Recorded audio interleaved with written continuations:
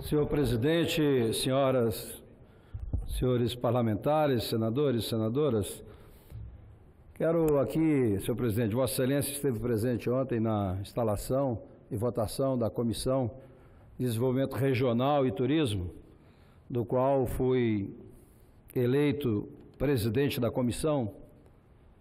E gostaria, senhor presidente, de ressaltar aqui, antes mesmo de participar dessa comissão, nós, na Câmara Federal, com a participação ativa do meu amigo deputado Vitor Lippe, que é um visionário na área de planejamento estratégico, uma visão de futuro muito grande, através de um trabalho feito na Câmara, juntamente com o Ministério da Educação, o secretário de Ensino Superior, Paulo Baroni, foi lançado um projeto de Estado, que era o Centro de Desenvolvimento Regional, e 4 municípios foram contemplados como pilotos.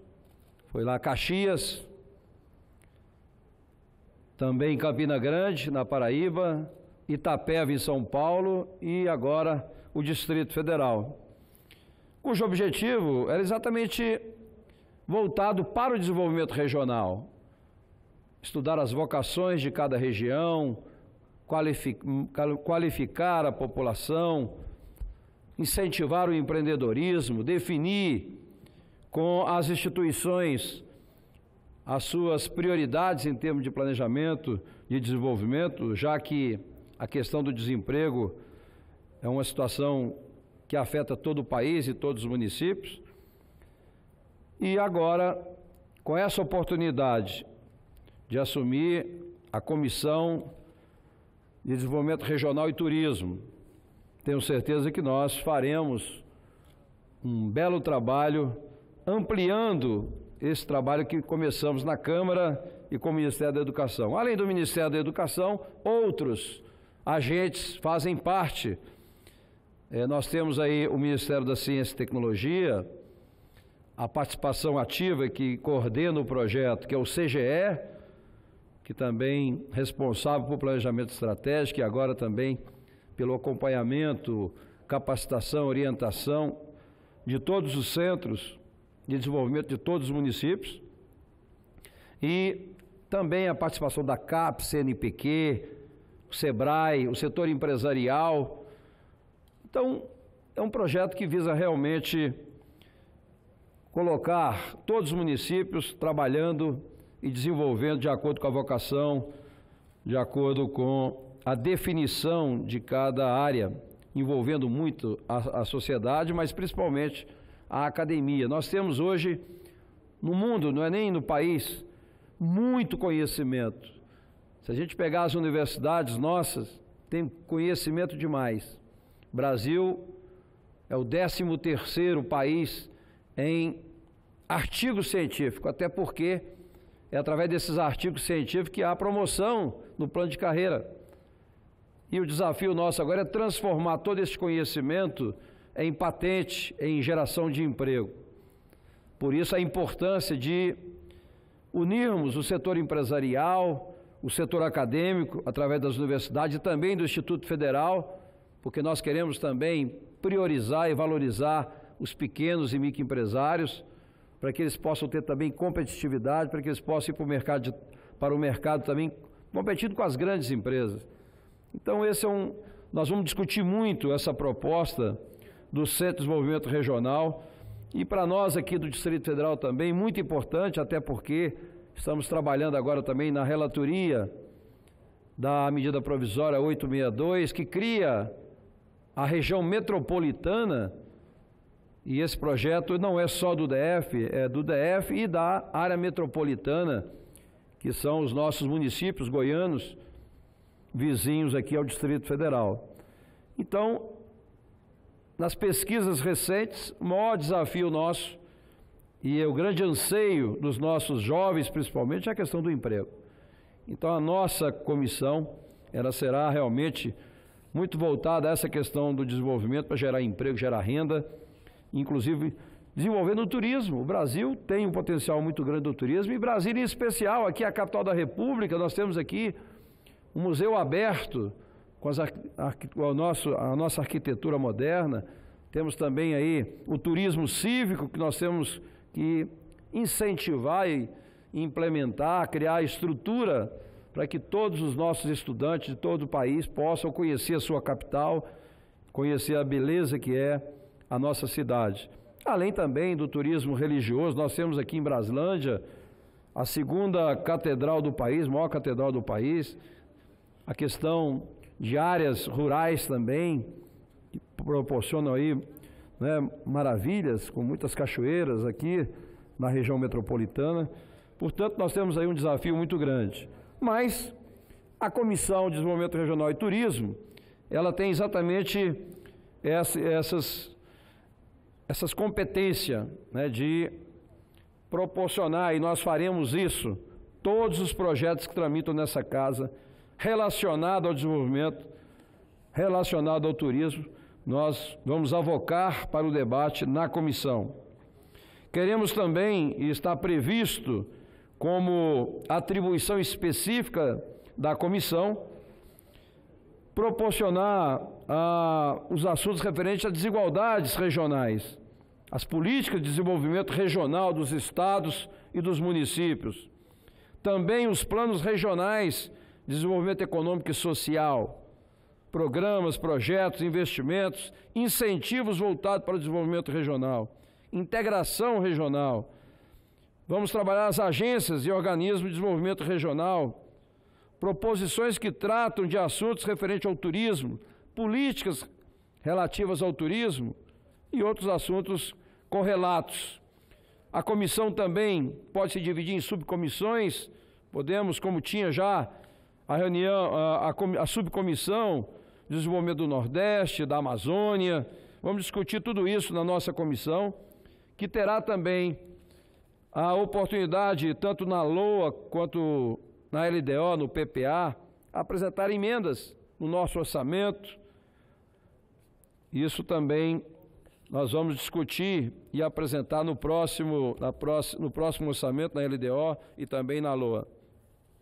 Ainda com relação aos nossos trabalhos, além de avocar as nossas proposições para análise, nós queremos também fortalecer a relação com o Ministério do Desenvolvimento Regional, com o Ministério do Turismo e aqueles relacionados também com a nossa comissão. Vamos aqui já convidar os ministros para apresentarem as suas ações nas suas pastas.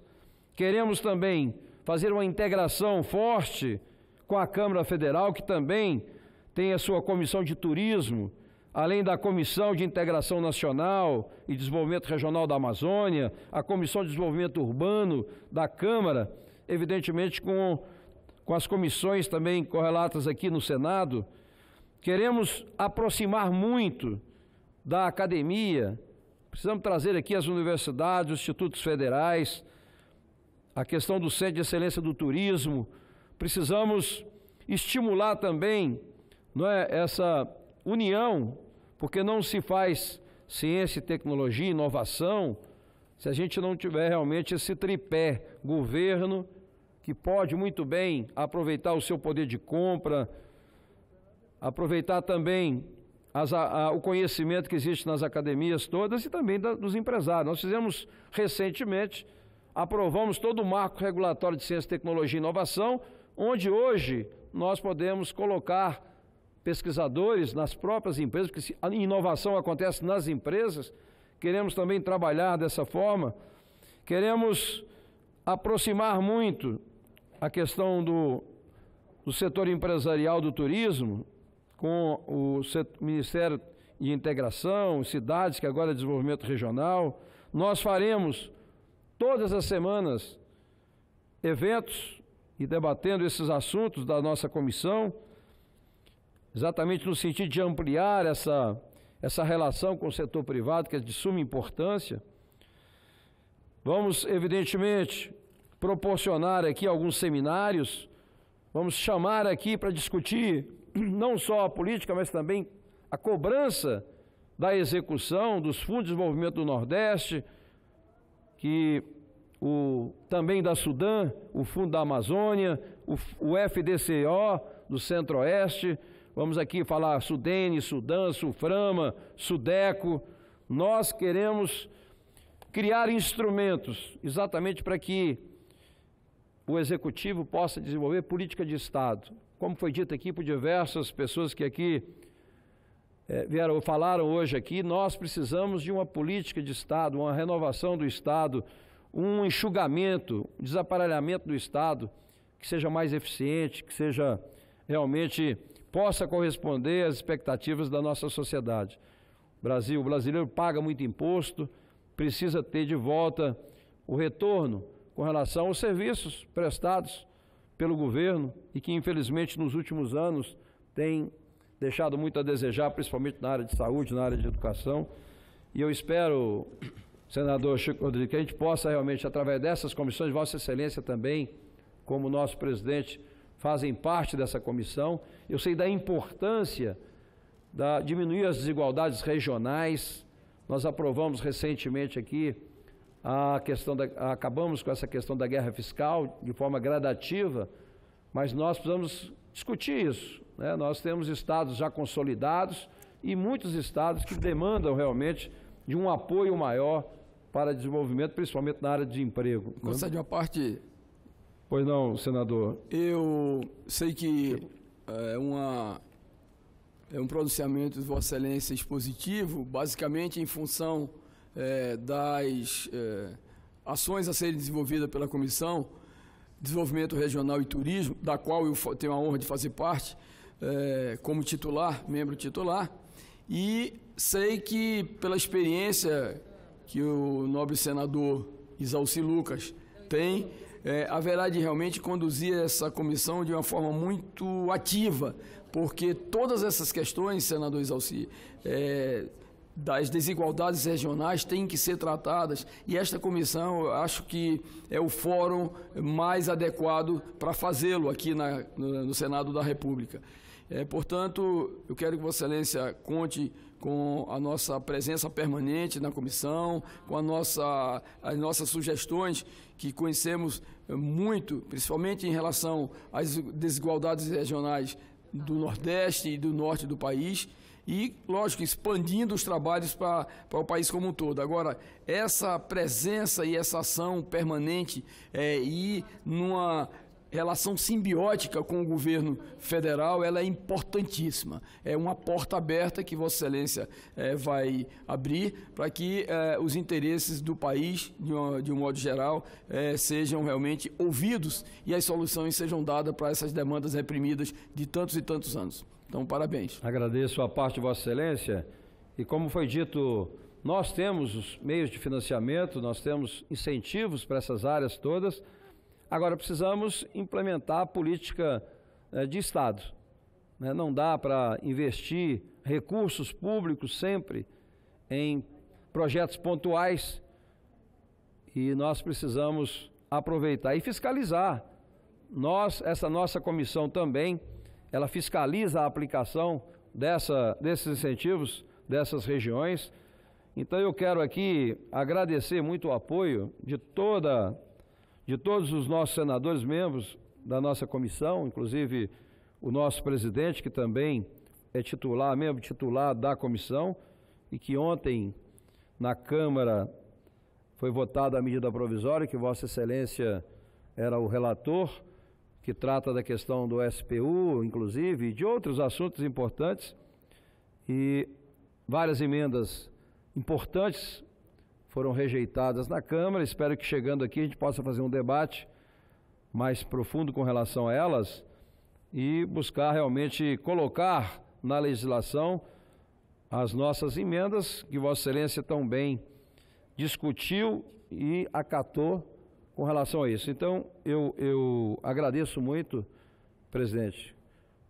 Vossa Excelência... Eu só quero pedir a Vossa Excelência, que não é praxe a presidência pedir uma parte, mas considerando que esse parlamento é uma casa de debates e esse assunto, de certa forma, Vossa Excelência me provocou no bom sentido, eu me julgo no direito e até na obrigação, haja visto que fui relator da 852 e que o nosso relatório foi totalmente rejeitado, para dizer a Vossa Excelência e ao Brasil e a Santa Catarina que eu penso que nós perdemos uma grande oportunidade. Aliás, nós precisamos estar preparados para quando uma oportunidade surgir, nós reformarmos o que precisa ser reformado. E aquele tema suscitou uma ampla discussão.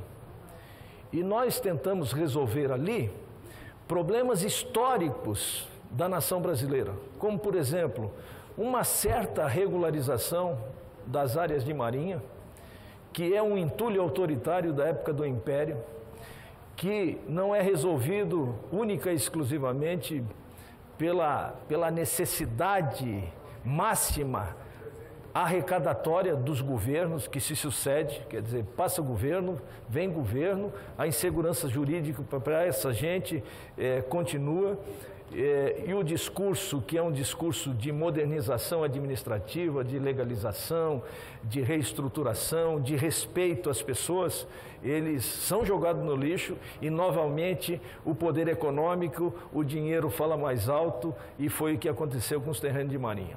Outras questões importantes e fundamentais que estão no projeto se dão conta a regularização de parques nacionais.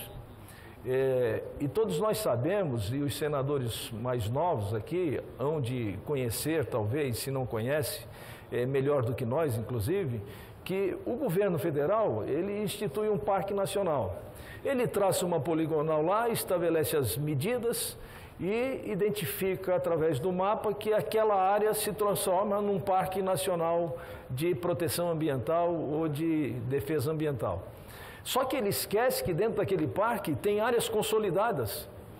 Há centenas, há dezenas de anos, áreas ocupadas ou áreas invadidas, e que, decretando área de proteção ambiental, impede que os governos e o Estado brasileiro possam intervir nessas áreas. Sequer dá satisfação, não indeniza, não chama para conversar e não autoriza cortar um pé de capim, não autoriza reformar as suas propriedades, o que é, no mínimo, inaceitável e uma grande injustiça, sobretudo com aqueles que mais precisam. Bem, então, o Parque Nacional de São Joaquim, para mim não falar do Parque Nacional e da Floresta aqui Nacional de Brasília, o Parque Nacional de São Joaquim no meu estado. O que aconteceu? Há muitos e há muitos anos nós estamos tentando regularizar ou readequar o Parque Nacional de São Joaquim, que hoje não serve para nada, não serve para visitação, só serve a delimitação para que efetivamente cria um caos para centenas de famílias que ficaram dentro do parque, né? O que nós desejamos com o Parque Nacional de São Joaquim não é, de maneira nenhuma, suprimir qualquer tipo de floresta araucária, pelo contrário, qualquer tipo de vegetação, seja ela qual for, mas sim regularizar, de certa forma, as pessoas que ocuparam aquela área por milhares e milhares de anos e que hoje estão completamente abandonadas e desassistidas. Quer dizer, era uma coisa que, era uma atitude que nós perdemos. Aliás, essa iniciativa já tinha sido aprovado numa medida provisória também no governo anterior e foi vetada pelo ex-presidente, simplesmente porque uma personalidade brasileira e nacional mencionou que nós estávamos depredando e dilapidando as florestas brasileiras. E por um e-mail e por uma postagem na rede social, o presidente Temer, na época, vetou a questão do Parque Nacional de São Joaquim, porque envolvia também uma questão da Amazônia, mas ele podia vetar a questão da Amazônia e deixar o Parque Nacional de São Joaquim. Então, significa dizer o seguinte, que nós não somos capazes de reformar nada, de regularizar nada, de reconstruir nada, e nós vamos aqui ficar mais 4 anos fazendo um pouco mais do mesmo, e daqui a 4, 10, 20 anos vamos estar falando sobre os mesmos problemas, porque não existe disposição quando se trata de recursos financeiros, como é o caso dos terrenos de marinha, como é o caso de supressão de linhas imaginárias de parques ambientais, que não suprime absolutamente nada. O próprio governador Ibanez aqui me telefonou,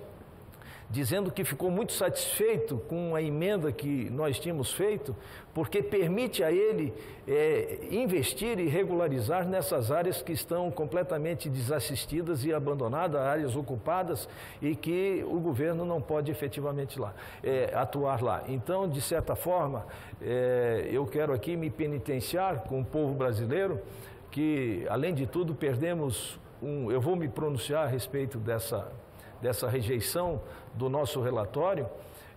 Perdemos uma grande oportunidade, e Vossa Excelência também foi um dos protagonistas de sugerir ali algum tipo de alteração, e que lamentavelmente nós precisamos discutir aqui o que vamos tentar repor aqui no Senado Federal quando a medida provisória vier para cá. Mas de qualquer forma quero parabenizar, cumprimentar Vossa Excelência como um dos protagonistas que defende a reforma, as reformas, que defende não é só a reforma da Previdência, a reforma tributária, é reformar o Brasil mesmo. É os problemas, é estabelecer a segurança jurídica. Vossa Excelência pensa assim, por isso quero parabenizar por isso e pelo seu pronunciamento. Para encerrar a minha fala, senhor presidente, eu tive uma participação efetiva na regularização fundiária, Vossa Excelência acompanhou, e nós temos um mundo virtual e um mundo real. As pessoas precisam conhecer o mundo real. Metade da população brasileira mora em áreas irregulares. E nós temos, e a lei que aprovamos, ela regulariza aquilo que está consolidado.